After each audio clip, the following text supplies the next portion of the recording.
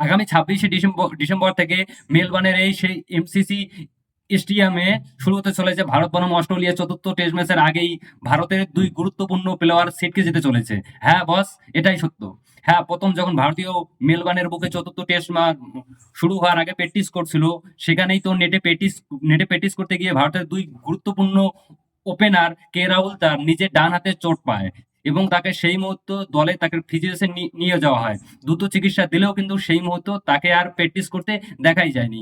তো এখন যেভাবে চলতে থাকে অস্ট্রেলিয়া সিরিজে ভারতের সমস্ত ব্যাটসম্যানই নিজেদের ফর্ম নিয়ে ভুগছে, সেখানে কিন্তু একমাত্র কে রাহুলই মানে তাগড়া ব্যাটিং করেছে ভাই, দুর্দান্ত ব্যাটিং করেছে এবং এবং তিনটা ম্যাচে 47 এভারেজের সঙ্গে দুটো মূল্যবান অর্ধশতক মেরেছে, মানে হাফ সেঞ্চুরি করেছে। মোটামুটি ভালোই রান করেছে কে, আর কে রাহুল প্রত্যেকবারে কম বেশি চেষ্টা করেছে যে ভারতকে কামব্যাক করে জেতানোর চেষ্টা করেছেন। সেখানেই কিন্তু তিনি এখন এই হাতের এই ইনজুরির জন্য চতুর্থ টেস্ট ম্যাচটা যদি না খেলে, তাহলে কিন্তু আমাদের ভাই অনেকটা বিপদ হতে পারে। যদিও তার সম্ভাবনাটা খুব কম, কেননা এখনো চতুর্থ ম্যাচটা শুরু হতে আরো 3 দিন বাকি রয়েছে।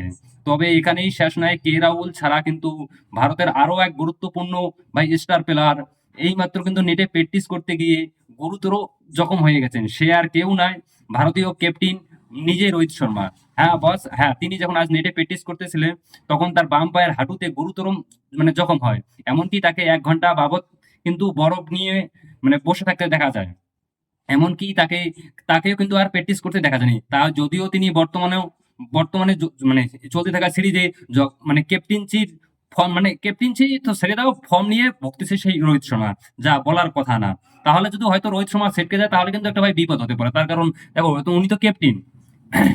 এখন ইনজুরিকে নিয়ে ভেবে এখন কিন্তু আরো একটা খবর আসতেছে যে যেখানে ম্যাচটা হবে সেখানে নাকি, যেখানে গাব্বার বুকে সেখানে বৃষ্টির জন্য ম্যাচটা ড্র হয়ে গেছিল। আর এখানে কিন্তু এমসিসির বুকে বৃষ্টি না হলেও কিন্তু কিন্তু তীব্র গরমের জন্য কিন্তু ম্যাচটা আদৌ সময় মতন শুরু এবং শেষ করা যাবে কিনা সে নিয়ে কিন্তু চিন্তার বিষয় হয়ে দাঁড়িয়েছে। হ্যাঁ বস, হ্যাঁ, মেলবোর্নের ওয়েদার ডিপার্টমেন্টের অনুযায়ী জানানো হয়েছে যে ম্যাচের দিনেই কিন্তু মেলবোর্নের সর্বোচ্চ ওয়েদার মানে 41 ডিগ্রি ছুঁয়ে যাবে। হ্যাঁ, যেটা কিন্তু অস্ট্রেলিয়ার মেলবোর্নের ইতিহাসে মানে দ্বিতীয় সর্বোচ্চ গরম পড়বে ভাই। সেই কারণে চারিদিকে সতর্কবার্তা দেওয়া হয়েছে যে ম্যাচের মাঝে এবার 1 ঘন্টা অন্তর নয় এবং 45 মিনিট অন্তর অন্তর কিন্তু ড্রিঙ্ক বিরতি হবে কিন্তু, এবং প্রয়োজন পড়লে কিন্তু কোনো রিস্ক না নিয়ে এই ম্যাচটা কিন্তু বন্ধও থাকতে পারে। এবং এইখানেই শেষ নয়, যে বর্তমানে বিরাট কোহলিকে নিয়ে একটা খারাপ খবর বেরিয়ে আসছে। সেটা হলো, এই কয়েকদিন আগেই তো অস্ট্রেলিয়ার মাটিতে অস্ট্রেলিয়ান মিডিয়ার সঙ্গে তর্কাতর্কি করে বেশ শিরোনামে উঠে এসেছিলেন বিরাট কোহলি। তার পাশাপাশি কিন্তু এই মুহূর্তে ভারত সরকারের কাছ থেকে বেঙ্গালুরু থেকে বর্তমানে একটা নোটিশ পাঠানো হয়েছে বিরাট কোহলিকে। কেননা বেঙ্গালুরু যেতে যে বিরাট কোহলি তার রেস্টুরেন্ট রয়েছে, সেই রেস্টুরেন্টটাতে নাকি নাকি দমকলের বিভাগের কাজ থেকে নাকি নো অবজেকশন সার্টিফিকেট না নিয়েই কিন্তু সে খুলে ফেলেছে। এটা জানানো যাচ্ছে। রিপোর্ট অনুযায়ী নাকি তার সেই রেস্টুরেন্ট নাকি এখনো পর্যন্ত উপযুক্ত পর্যাপ্ত অগ্নি নির্বাপক কোনো ব্যবস্থাই নেই।